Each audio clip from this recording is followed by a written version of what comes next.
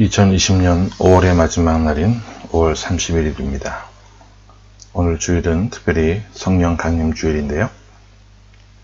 이날을 맞이해서 오늘도 변함없이 구약성경 1094쪽에 있는 예레미야 28장 말씀을 통해 함께 은혜를 나누기를 원합니다.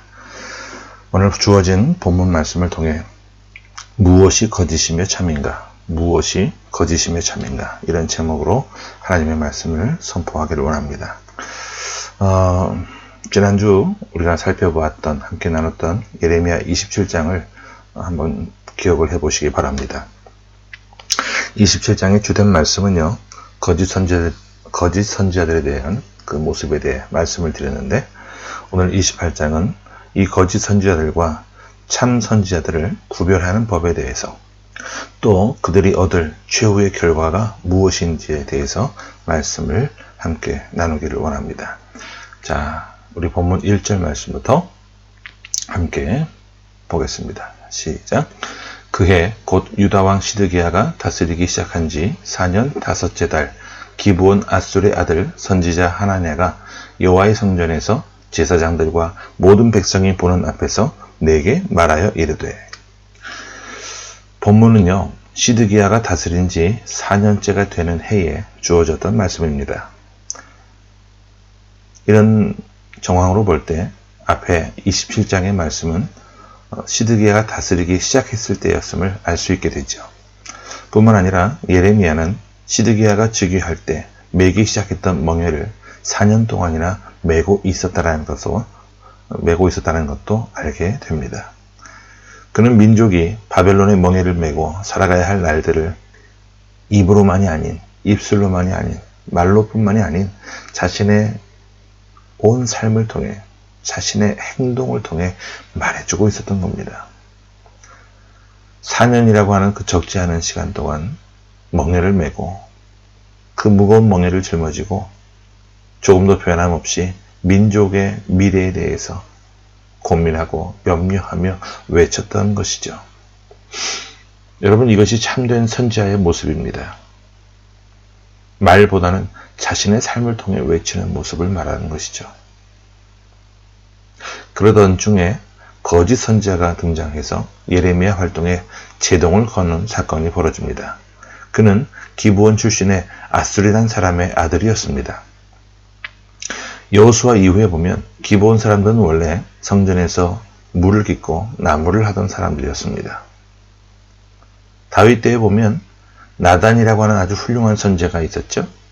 그 선지자를 배출했던 지역입니다. 나단과 같은 지역 출신이라는 것이죠. 그도 나단 선지자처럼 선지자 역할을 나름대로 하였는데 그의 사역은 바르지 않은 모습이었습니다. 이름을 하나냐라고 하고 있는데 그 뜻은 뭐냐 하면 여호와는 자비하시다, 이런 뜻입니다.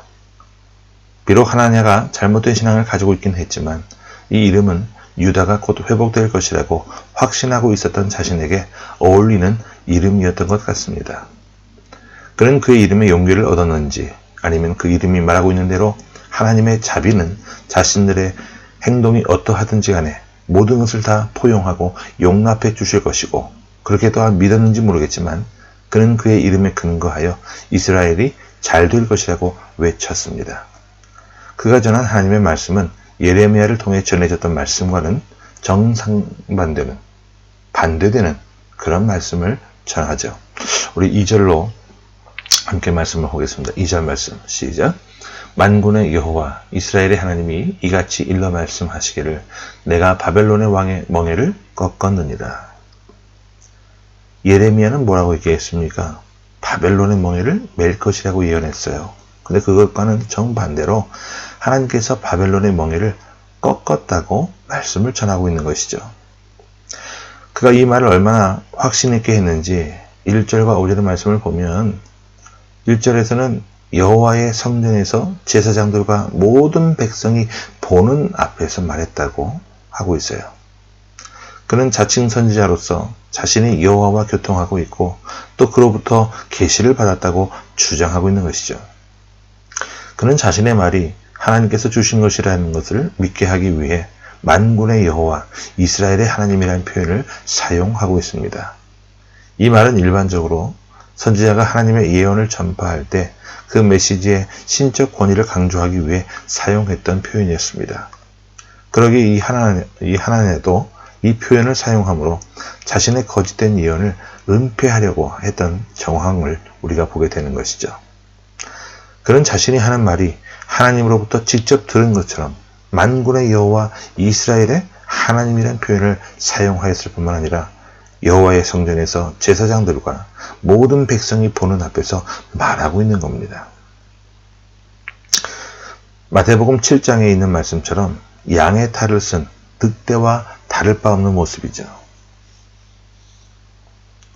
이렇게 확신 있게 말하면 믿음이 연약한 자들과 종교성이 강한 사람들은 영향을 받을 수밖에 없습니다.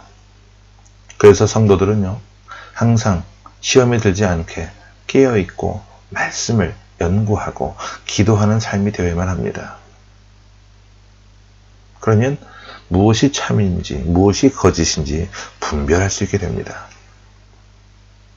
자, 계속해서 말씀을 보는데 이 하나냐가 거짓된 예언을 한 번으로 그치는 것이 아니라 계속해서 거짓된 예언을 선포하죠. 3절과 4절을 함께 봅니다. 시작. 내가 바벨론의 왕 느부갓네살이 이곳에서 빼앗아 바벨론으로 옮겨간 여호와의 성전 모든 기구를 2년 안에 다시 이곳으로 되돌려 오리라. 4절. 내가 또 유다의 왕 여호야김의 아들 여고니아와 바벨론으로 간 유다 모든 포로를 다시 이곳으로 돌아오게 하리니 이는 내가 바벨론의 왕의 멍에를 꺾을 것입니다. 여호와의 말씀이니라 하시니라. 하나냐는 바벨론의 멍에를 꺾었다고 하면서 그 결과로 이곳에서 빼앗아 바벨론으로 옮겨간 여호와의 성전 모든 기구를 2년 안에, 구체적으로 2년이라고 하는 시간도 제시를 하고 있죠. 2년 안에 다시 이곳으로 되돌려 오리라. 자, 이렇게 말한 이유가 있어요. 뭐냐면 포로들보다도 성전 안에 있던 기구들을 먼저 말함으로 인해서 당시 사람들의 지지를 끌어내려고 했던 것으로 보입니다. 그것은 외식하는 제사장들이 하나님보다도 예배보다도 성전 기구 자체를 지나치게 중요시했기 때문입니다. 거짓 선지자 이 하나냐는 그때의 시대정신에 아부하여 이렇게 말을 한 거예요. 또한 유다의 왕 여호야김의 아들 여고니아와 바벨론으로 간 유다 모든 포로를 다시 이곳으로 돌아오게 하겠다고 큰 소리를 치고 있습니다. 하나냐는 성전의 기물들과 더불어 바벨론의 포로로 끌려간 여고니아, 즉 여호야긴 왕과 백성들이 함께 귀환할 것을 예언하였습니다. 여호야긴은 현 유다의 왕인 시드기야의 조카였는데 즉위한 지 3개월 만에 폐위되어 바벨론의 포로로 끌려간 그런 왕이었습니다.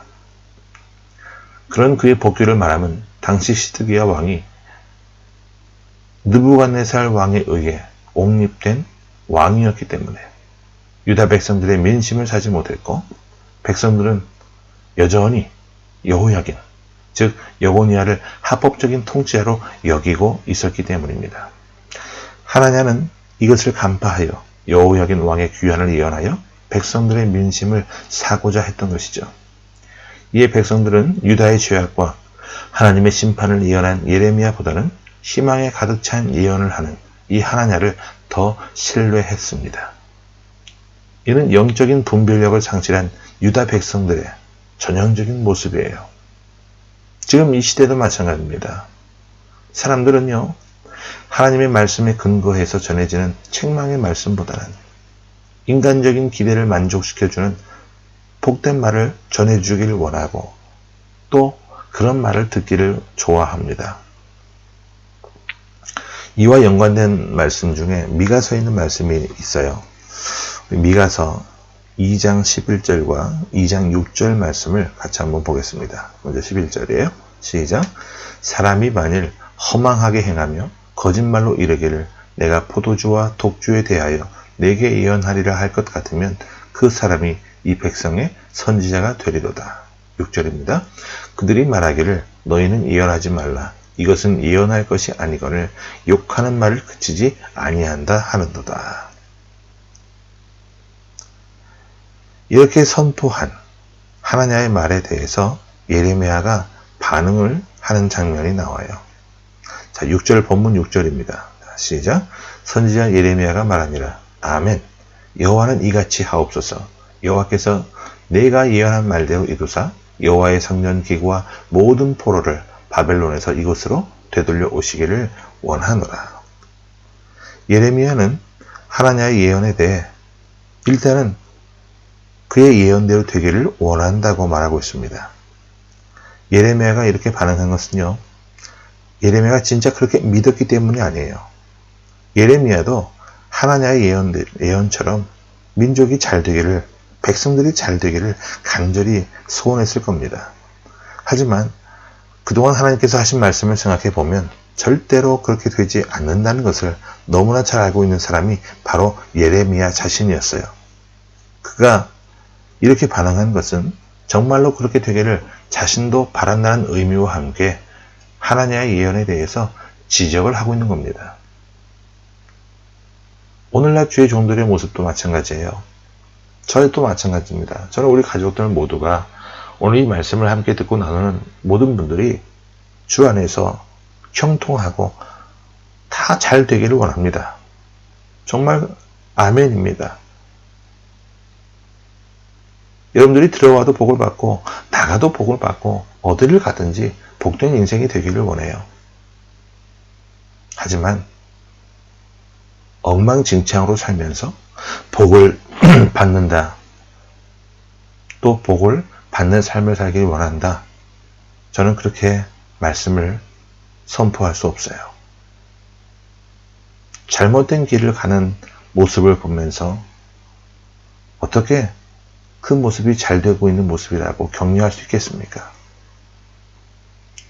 여러분들이 아이들을 바라볼 때 잘못된 모습 보면 우라통이 터지고 큰 소리로 호통을 치고, 그것도 안 되면 벌을 주고 매를 들지 않습니까? 하나님도 마찬가지라는 거예요. 또한 양심을 갖고 하나님의 말씀을 맡아서 전하는 사람들 역시 이런 고민을 갖고 있을 겁니다. 하나님의 말에 대해서 겉으로는 아멘이라고 했지만 그의 잘못된 것을 비아냥거리며 지적한 이 예레미야는 이런 말씀을 전하고 또 있습니다. 자, 7절부터 9절까지 함께 봅니다. 시작. 그러나 너는 내가 내 귀와 모든 백성의 귀에 이르는 이 말을 잘 들으라. 8절. 나와 너 이전의 선지자들이 예로부터 많은 땅들과 큰 나라들에 대하여 전쟁과 재앙과 전염병을 예언하였느니라. 9절. 평화를 예언하는 선지자는 그 예언자의 말이 응한 후에야 그가 진실로 여호와께서 보내신 선지자로 인정받게 되리라. 예레미야는 하나냐에게 자신의 말과 하나냐의 말 중에 누구의 말이 참인지는 시간이 지나면 알 수 있게 된다고 말하는 겁니다. 예레미야가 이렇게 참과 거짓의 구별에 대해 말하면서 참 선지자들의 메시지 내용과 거짓 선지자들의 메시지 내용의 차이를 말해주고 있어요. 참된 선지자들은 전쟁과 재앙과 전염병을 예언하였고, 거짓 선지자들은 오직 평화를 예언했다는 겁니다. 여기서 우리가 오해를 하지 말아야 돼요. 그것은 참된 선지자는 무조건 재앙만을 말한다는 게 아닙니다. 위로와 회복도 얘기합니다. 하지만 죄에 대해서도 분명히 지적하는 말씀을 전한다는 거예요. 하지만 거짓 선지자들은 그 백성의 죄를 지적하지 않고 오직 복과 평안만을 말한다는 겁니다. 그렇습니다. 거짓 선지자들은 사람들의 회개를 목적으로 하지 않기 때문에 사람들이 좋아하는 말만 합니다. 그러나 참 선지자는 사람들의 회개를 위해서 장차 임할 심판을 말하지 않을 수 없다는 거예요. 또한 거짓 선지자들은 늘 혈육에 속해서 움직입니다. 그들은 하나님의 뜻에 전적으로 사로잡혀 생각하거나 말할 줄을 모릅니다. 그래서 사람들이 즐거워하는 말만 합니다. 하지만 참 선지자들이 말하는 하나님의 말씀은 혈육을 거스릅니다. 그러기에 사람을 즐겁게 하는 말이 아니라 하나님을 기쁘시게 하고 즐겁게 하는 말을 합니다. 혈육의 얽매인 것, 즉 이 땅의 것은요, 온전하지 못해요. 그래서 야고보가 이런 말을 했어요. 우리 야고보서 1장 17절을 함께 봅니다. 시작. 온갖 좋은 은사와 온전한 선물이 다 위로부터 빛들의 아버지께로부터 내려오나니 그는 변함도 없으시고 회전하는 그림자도 없으십니다. 이렇게 참 선지자와 거짓 선지자가 극명한 대조를 이루는 이유가 있습니다. 그것은 여호와의 회의에 참여한 자와 그렇지 않은 자의 차이예요. 전에 예레미야서 말씀을 우리가 지금 현재 나누고 있는데 23장 말씀을 나눌 때 여호와의 회의라고 하는 그 말씀이 나왔어요. 그 여호와의 회의에 참여할 수 있는 사람이 누구냐고 제가 말씀을 드렸느냐. 기억하시는지 모르겠어요. 오직 기도하는 자만이 갈 수 있다고 말씀드렸어요. 오직 기도하며 말씀을 사모하는 사람들만이 참여할 수 있는 곳이라 말씀을 드렸어요. 근데 여호와의 회의에 참여한 사람과 그렇지 않은 사람들의 차이는요, 엄청납니다. 한 사람은 여호와의 회의에 참석했었던 반면에 다른 한 사람은 참여하지 않았어요. 그러므로 주의 백성은 말과 행동을 하기 전에 여호와의 회의에 참여하는 삶의 모습이 되어야만 합니다. 특별히 이 땅 가운데 사역하는 모든 사람들은 다 그러합니다. 그래야 자신의 생각에서 나온 말을 하지 않고 주님께서 원하시는 말을 하는 자가 될 수 있는 거예요. 나아가 이 둘의 또 다른 차이는 주님의 말씀에 어떻게 반응하느냐 하는 겁니다. 한 사람은 여호와의 무서운 심판의 메시지에 민감하게 반응하는 마음을 가지고 있었던 반면 다른 한 사람은 아전인수격으로 하나님의 뜻을 곡해하고 있다는 거예요. 사실 아전인수격으로 곡해한다 이렇게 말하는 것도 과분한 겁니다. 그들은 아예 하나님의 말씀을 알지도 못하고 듣지도 못한 사람들과도 같아요. 그냥 마음에서 지어낸 말을 하는 것이죠. 또한 두 사람의 극명한 차이는 특권 의식의 유무입니다. 한 사람은 이 백성의 거룩하고 겸손한 순종을 요구하는 하나님의 뜻에 대한 분명한 청사진을 가지고 있었지만 다른 한 사람은 이스라엘의 선민으로서의 특권만 내세우고 그 특권이 왜 있는가 하는 책임과 의무에 대해서는 무지했어요. 이런 엄청난 잘못은 소위 경건하고 믿음이 있다고 자부하는 사람들도 범하여 왔던 비극적인 모습이었습니다. 그들은 바로 이 하나님과 같이 자신들의 신앙과 하나님의 뜻을 분별하지 못하고 혼동해 버리곤 합니다. 진정한 신앙인은요, 하나님의 뜻을 기다리고 참는 법을 배워야 합니다. 이렇게 예언했던 선지자들의 말이 참인지 거짓인지는 당시에는 말씀에 온전히 붙들리지 않은 자들에게 혼동을 줄 수 있었지만 시간이 흐른 후에는 알 수 있게 되었다는 거예요. 그래서 9절 말씀을 전한 것인데 우리 본문 9절을 봅니다. 시작. 평화를 예언하는 선지자는 그 예언자의 말이 응한 후에야 그가 진실로 여호와께서 보내신 선지자로 인정받게 되리라. 정말 그렇습니다. 참 선지자와 거짓 선지자의 부인할 수 없는 기준은 그의 예언 성취 여부에 달려 있다는 거예요. 우리 신명기 18장 22절 말씀도 같이 한번 봅니다. 구약에 있는 신명기 18장 22절 시작. 만일 선지자가 있어 여호와의 이름으로 말한 일에 증언도 없고 성취함도 없으면 이는 여호와께서 말씀하신 것이 아니요 그 선지자가 제 마음대로 한 말이니 너는 그를 두려워하지 말지니라.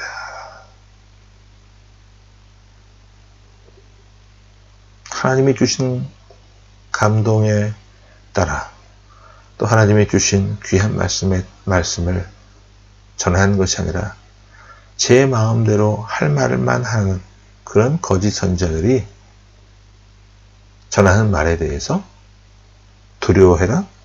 아니요. 두려워하지 말라고 말씀하고 있습니다. 여러분 이 말씀을 꼭 기억하시기 바라요. 예레미야의 말을 들었던 하나냐는 자신의 말이 확실함을 보여주기 위해서 아주 리얼하고 강력한 그런 액션을 취하는데 자, 10절과 11절 함께 봅니다. 시작.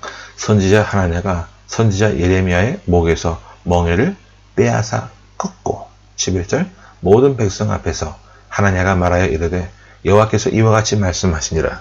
내가 2년 안에 모든 민족의 목에서 바벨론의 왕 느부갓네살의 멍에를 이와 같이 꺾어 버리리라 하셨느니라 하며 선지자 예레미야가 자기의 길을 가니라.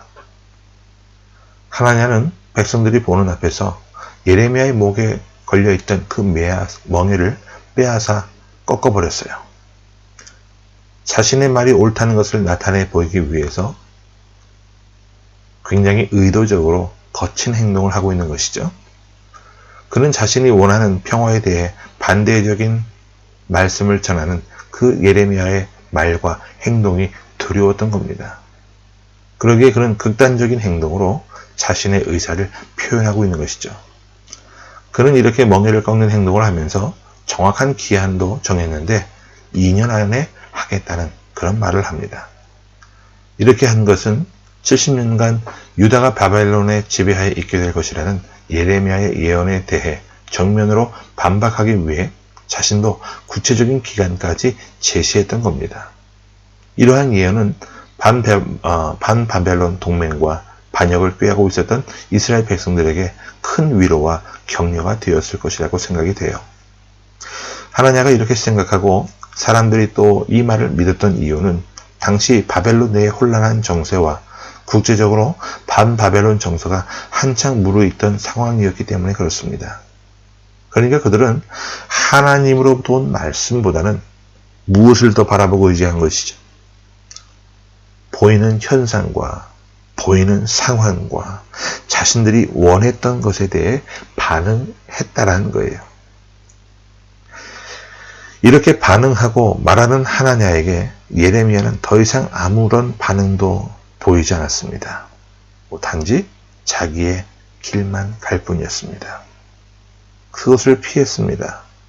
그는 더 이상의 무의미한 논쟁을 하지 않았고 하나님께서 장래의 구체적인 사건을 통해 예레미야 자신의 메시지의 진실성을 입증해 주시리라고 믿었기 때문에 그 자리를 떠날 수 있었다는 거예요. 지금도 바른 말씀을 전하는 사람들에게 요구되는 모습이 바로 이런 모습이라고 저는 믿습니다. 지금 당장은 거짓 선지자들의 말이 사람들에게 환영을 받지만 반드시 승리하는 자는 하나님의 말씀을 가지고 있고 그 말씀을 가감없이 전하는 자고 그 또한 말씀을 듣는 자들이다라는 사실이에요. 그러므로 이 시대가 성도들에게 요구하는 그 요구에 대해 굴복하여 사는 사람들이 아니라 세상이 싫어하고 어리석다고 말한다 할지라도 오직 하나님께서 말씀하신 말씀이 요구하는 참된 삶을 살아내는 저와 여러분이 될 수 있기를 바랍니다. 계속해서 말씀 보면 참 선지자와 거짓 선지자의 결과가 어떻게 되는지 기록이 되어 있는데요. 우리 12절부터 17절까지 본문 쭉 함께 봅니다. 시작. 선지자 하나냐가 선지자 예레미야의 목에서 멍에를 꺾어 버린 후에 여호와의 말씀이 예레미야에게 임하니라. 이르시기를 13절 너는 가서 하나냐에게 말하여 이르기를 여호와의 말씀에 내가 나무 멍에들을 꺾었으나 그 대신 쇠 멍에들을 만들었느니라. 14절 만군의 여호와 이스라엘 하나님께서 이와 같이 말씀하시니라. 내가 쇠 멍에로 이 모든 나라의 목에 메워 바벨론의 왕 느부갓네살을 섬기게 하였으니 그들이 그를 섬기리라. 내가 들짐승도 그에게 주었느니라 하라. 15절입니다. 선지자 예레미야가 선지자 하나냐에게 이르되 하나냐여 들으라. 여호와께서 너를 보내지 아니하셨거늘 내가 이 백성에게 거짓을 믿게 하는도다. 16절 그러므로 여호와께서 이와 같이 말씀하시되 내가 너를 지면에서 제하리니 내가 여호와께 패역한 말을 하였습니다. 내가 금년에 뭐하리라? 죽으리라 하셨느니라 하더니 17절입니다. 선지자 하나냐가 그의 7째 달에 죽었더라. 하나님의 말씀이 예레미야에게 임했습니다. 그러기에 예레미야는 민족이 바벨론의 지배를 받게 될 것임을 다시 선언하기 위해서 하나냐에게 돌아왔어요. 그는 바벨론의 멍에를 더 강력하게 매게 될 것임을 말씀을 통해 전하게 되죠. 종전까지는 나무로 된 멍에를 통해 말씀하셨지만 이제는 어떤 멍에로 바뀌게 되죠? 쇠로 만든 멍에로 바뀌게 되는 거예요. 더 가혹하고 혹독한 멍에를 짊어질 것임을 예언해 주고 있는 것이죠. 이러한 일련의 일들을 통해 알 수 있는 것은 참 선지자는 몽상가나 공상가가 아니라는 겁니다. 어떤 재치가 넘치는 정치평론가도 아니고요. 더군다나 자기 스스로의 생각 속에서 헤어나지 못하는 사람도 아닙니다. 참된 선지자들의 모든 말은 여호와로부터 주어진 것이었으므로 전에 그가 전했던 것들과 내용들이 그냥 개인적인 생각으로 전한 그런 말씀들이 아니었다라는 것이죠. 다만 다른 것이 있다고 한다면 사용되어지고 있는 어휘들이 점점 더 강력해지고 있다는 것입니다. 하나냐가 나무로 된 상징적인 기구를 꺾었다고 한다면 이제는 꺾으려고 해도 꺾이지 않는 쇠멍에가 주어지게 되었습니다. 하나님은 예레미야에게 쇠멍에를 매게 하심으로 다시는 그 누구도 그 멍에를 꺾지 못하도록 하여 유다의 심판이 그 누구도 돌이킬 수 없다는 단호한 의지임을 표명해 주고 계신 거예요. 결국 하나냐의 방해 행위는 하나님의 계획에 아무런 변화도 주지 못했습니다. 하나님의 뜻을 회방하려고 하는 인간의 노력은 오히려 상황을 더욱더 악화시킬 뿐이에요. 하나님의 행동은 비록 유다 백성들에게 잠시나마 말을 통해 희망을 안겨주는 것이었지만 하나님의 계획하심을 정면으로 부정하는 것이었기 때문에 개인과 국가적으로 상황만 더욱 악화시키는 결과를 낳게 되었습니다. 여러분, 거짓 선지자들이 악한 이유가 바로 이거예요. 그들은 그들의 예언을 통해 그들만 망하는 것이 아니라 그 말을 들은 백성들도 함께 망하게 하기 때문에 그래요. 그래서 거짓 선지자들을 악하다고 하는 겁니다. 우리 15절 말씀을 함께 보겠습니다. 앞에 있던 15절 시작. 선지자 예레미야가 선지자 하나냐에게 이르되 하나냐여 들으라 여호와께서 너를 보내지 아니하셨거늘 내가 이 백성에게 거짓을 믿게 하는도다. 하나냐는 백성들로 하여금 거짓을 믿도록 했고요. 여호와의 뜻과 계획에 정반대되는 입장에 서서 반역을 범하게 되었습니다. 그리하여 백성들은 허황된 희망에만 사로잡혀 자신들의 죄악을 회개하기는커녕 예레미야 선지자를 더욱더 핍박하기에 이르렀던 것이죠. 그렇기에 하나냐는 하나님께서 백성들에게 마지막으로 주신 회개의 기회를 상실토록 하는 중범죄를 저지르게 된 것입니다. 이렇게 거짓을 말하고 백성들로 믿게 했던 하나냐에게 엄중한 심판이 임하게 되었는데 그것은 금년에 죽는다는 거예요. 그는 여호와의 보내심을 빙자하였습니다. 하나님께서 보내시지 않았는데 하나님이 보내신 것처럼 거짓된 모습으로 자신이 마치 참된 선지자인 것처럼 위장한 그 모습을 보시고 하나님은 그를 죽이시겠다는 거예요. 여호와의 이름으로 거짓된 예언을 하는 것은요, 죽을 죄를 짓는 겁니다. 구약성경 신명기 18장 20절에 보면 이런 말씀이 있어요. 만일 어떤 선지자가 내가 전하라고 명령하지 아니한 말을 제 마음대로 내 이름으로 전하든지 다른 신들의 이름으로 말하면 그 선지자는 죽임을 당하리라 하셨느니라. 그러기에 하나님에 대한 심판과 처벌이 인간의 손에 있는 것이 인간의 손에 의해서가 아니라 하나님의 손에 의해서 직접적으로 집행될 것임을 말씀하고 있는 겁니다. 하나님은 그를 지면에서 끊어버리실 것이며 이 예언은 2년 내도 아닌 바로 금년 내로 성취될 것이라고 말씀하셨어요. 그리고 실제로 이 말씀이 있은 지 2달 만에 하나냐는 죽게 됩니다. 1절에 따르면 예레미야의 그 하나냐에 대한 저주 예언이 5월에 전달이 되었고 죽은 날은 7월 달이었기 때문에 그의 죽음은 정확히 2달 만에 일어난 사건이 되었다 그 말입니다. 하나냐는 2년 내로 유다가 회복되리라고 예언했지만 자신은 2달 내로 죽고 말았습니다. 오늘 말씀은 거짓 선지자와 참 선지에 대한 말씀이었습니다. 이 시대도 혼란한 정세와 오염된 말씀을 발판 삼아 거짓 선지자들이 활동하는 그런 시대입니다. 바라기는 참 선지자와 거짓 선지자를 구별할 줄 아는 그런 눈이 우리 모두에게 생기기를 원합니다. 또한 자신이 말씀을 조금 알고 기도를 조금 한다고 하는 것들을 발판 삼아 거짓 선지자가 되지 않기를 바랄 뿐입니다.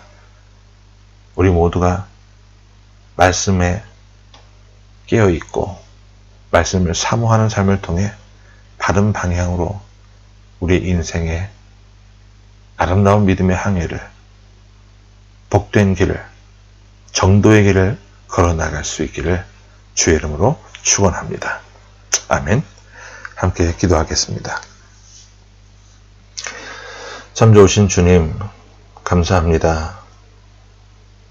우리가 주님으로부터 허락받은 인생의 삶을 살아가면서 특별히 입술로 말로서가 아니라 삶을 통해 내 행동을 통해 주의 복음을, 주의 말씀을 전하는 삶이 되게 하여 주시옵소서. 특별히 무엇이 참된 것이고 무엇이 거짓인가를 분별함으로 거짓 선지자들의 그 잘못된 말 한마디에 시험에 빠지거나 상처를 받고 미혹되어지는 그런 삶이 되지 않도록 주님 깨어있도록 도와주옵소서. 인생 살면서 내 귀를 즐겁게 해주는 그런 말들보다는 때론 쓰고 아프다 할지라도 나를 성장케 하고 성숙케 하는 그런 말씀들에 귀를 기울이는 삶이 되게 하셔서 더욱더 성숙과 성장을 이루어 나가는 우리의 모습이 될 수 있도록 도와주시고 훗날 주님 앞에 섰을 때 정말 잘했다, 칭찬받고 인정받을 수 있는 우리의 모든 삶의 모습이 될 수 있도록 하나님 도와주옵소서. 주 예수 그리스도 이름으로 감사하며 간절히 기도하옵나이다. 아멘.